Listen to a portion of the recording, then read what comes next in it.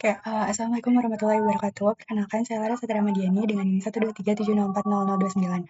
Pada kesempatan kali ini, saya akan membuat tutorial analisis spektroskopi dengan menggunakan Origin Lab. Nah, di sini kita akan import terlebih dahulu data sampel yang kita punya dalam bentuk CSV. Nah, di sini kan masih bentuknya tuh scientific notation. Nah, ini tuh sebenarnya E02 ini tuh menunjukkan bahwa nilai dari 8 ini tuh harus dikali dengan pangkat 100, pangkat 10 maksudnya, 10 pangkat 2. Jadi harus dikali dengan 100. Nah, untuk mengubah ini, nanti kita langsung ubahnya di origin gitu ya. Dengan cara tools, option, dan nanti numeric formatnya itu kita ubah separatornya itu di 1000 tapi pakai koma. Nah, kemudian kita langsung impor aja datanya karena bentuknya itu CSV. Nah, kita klik yang CSV, kemudian klik yang MNS, kita add file, dan klik OK. Di sini nanti akan keluar 2 kolom, panjang gelombang dan juga persen reflektansi. Di sini kita klik kanan dan set as long name aja. Kemudian ini 2 kolom ini, 2 barisnya kita hapus. Kemudian di sini kita tambahin kolom lagi, ini buat reflektansinya aja. Simbolnya tuh R, karena ini kenapa harus diubah jadi si reflektansinya aja, itu karena yang apa namanya, fungsi dari kubil kamang ini tuh harus nilainya tuh R gitu, 1 min R kuadrat. Nah, di sini kita bakal mengubah dulu gitu ya. Jadi dia tuh nilainya kolom B ini kita dibagi sama 100 gitu. Nah, kayak gini.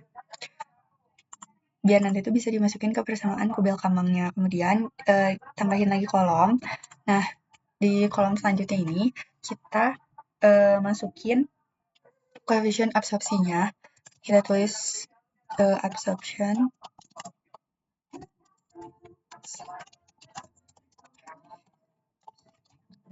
Nah, di sini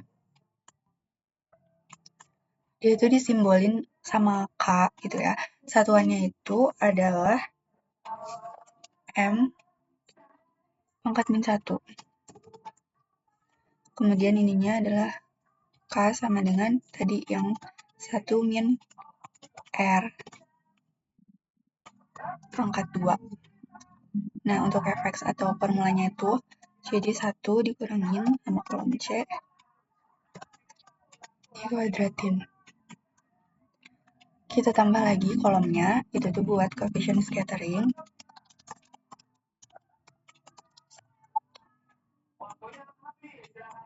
Dan di sini satuannya sama kayak coefficient absorpsi.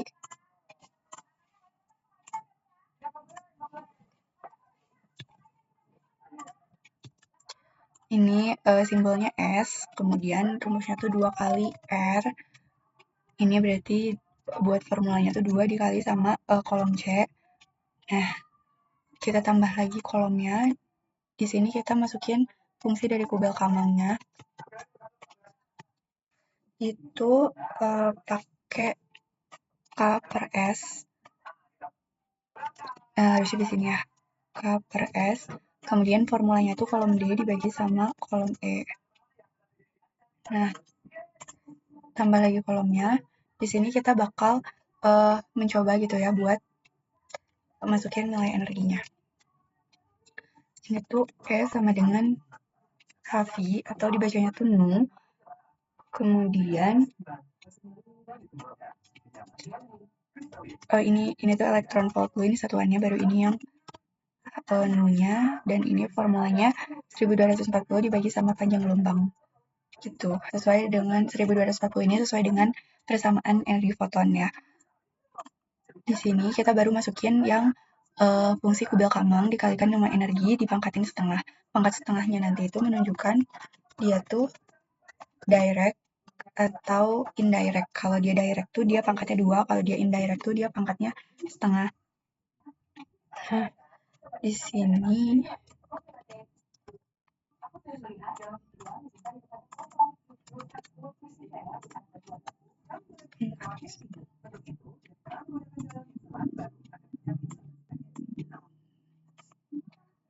Ini satuannya adalah elektron volt per sentimeter.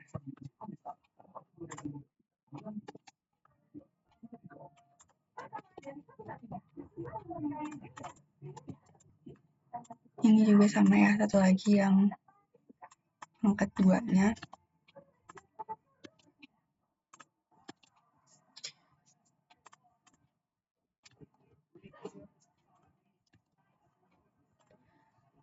Nah, kemudian kita masukin buat formulanya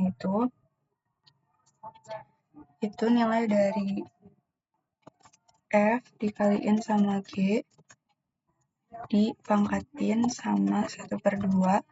Kalau yang ini F dikaliin kolom G dipangkatin sama 2. Nah, ini udah dapat semua data yang dibutuhkan buat memplotkan ke kurvanya gitu ya. Tapi jangan lupa ini energinya ini harus di set as dulu dia sebagai sumbu X.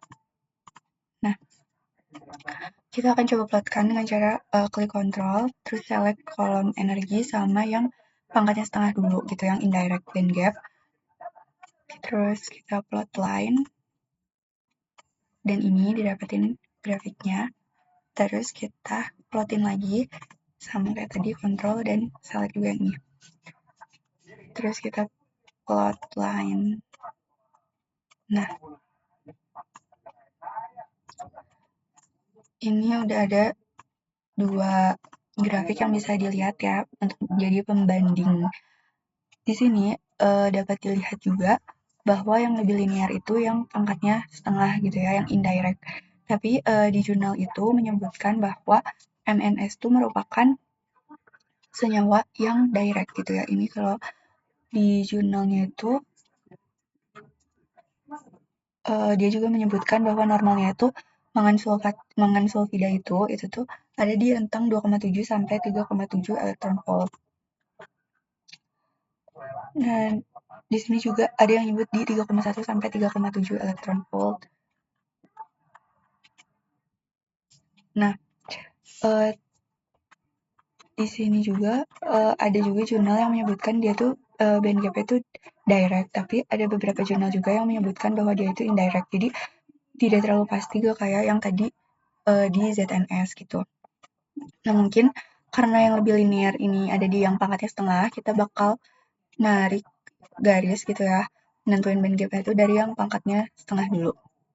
Di sini kita set scale dulu biar nanti dia bisa memotong sumbu X-nya itu lebih jelas. Di 1,5. Ini di 0,8. Nah, terus kita ke line tool dan kita pilih yang lurus sampai dia motong ke sumbu X. Ini kan nggak terlalu kelihatan ya. Nah, ini kita pilih warnanya jangan hitam tapi warna merah aja, terus ketebalannya diganti jadi 2. Jadi, dan ini usahain tuh harus nempel banget sama grafiknya biar lebih akurat. Nah, ini kita bisa geserin. Bisa ada celah. Ya, ini segini sih linearnya.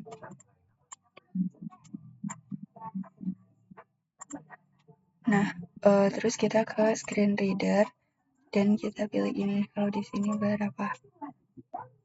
Geser dikit. Ada di sekitar 1,49 band gap-nya tuh.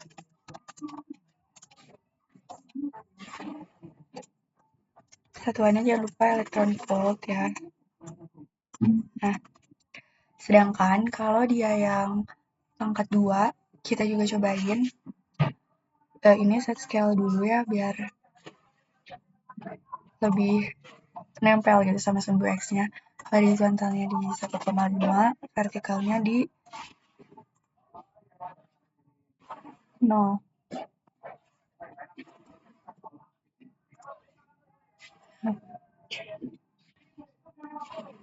Ini bisa di 0,5 berarti.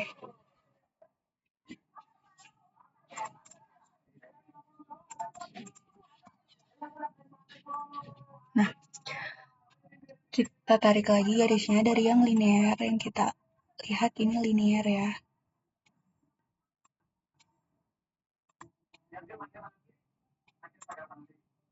Ini warnanya diganti biar nggak saru.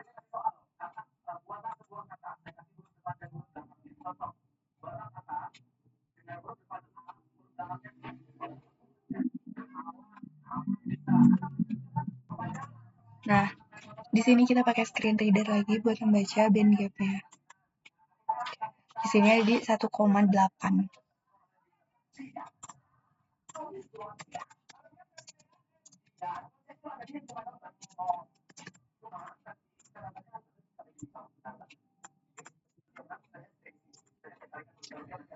Dari kedua grafik yang sudah kita buat gitu ya. Yang mungkin di sini bisa dilihat ya perbandingan dari band gapnya kalau dia itu indirect dan kalau dia itu direct. Nah, sebenarnya itu di jurnal tuh banyak juga yang nyebutin bahwa dia itu adalah senyawa yang direct gitu ya. Kayak salah satu jurnal ini yang menyebutkan dia itu nilai dari band gap normalnya kan ada di sekitar 2,7 sampai 3,7 elektron volt. Tapi di sampel ini tuh didapetin bahwa nilainya itu ada di 1, gitu baik yang direct ataupun indirect. Nah, ini tuh dapat disebabkan oleh salah satunya pergeseran band gap oleh defek atau cacat dari kristalnya sendiri.